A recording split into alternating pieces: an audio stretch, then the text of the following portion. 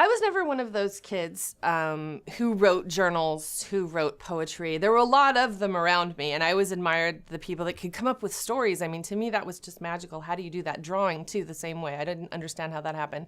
I was never one of those kids. I was a huge reader. I was the kind of kid who would go to my library, get books as far as I could carry them up to my chin, and read them all in the 2 weeks before they were due.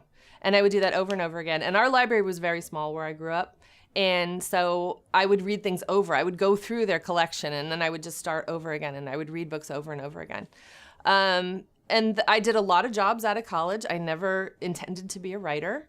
And then I had my sons, and I was reading a lot of children's books. And I thought, well, I was reading picture books mostly because they were small. And I thought, how hard could it be to write a picture book? There's not very many words. There's lots of pictures. It's got to be pretty easy. And it turns out it's not very easy, but I got really, really lucky. And I found some mentors, which I think are very valuable. I found a wonderful writer named Karen English, who is just fabulous, and agreed to meet me over coffee and look over my things, which were terrible. And she was nice enough to point out the things that were good. And she encouraged me to keep going. And I wrote lots of stories. I sent one off to an editor, and it was just pure luck that they agreed to publish it. And that was how I got my first book published, accidentally.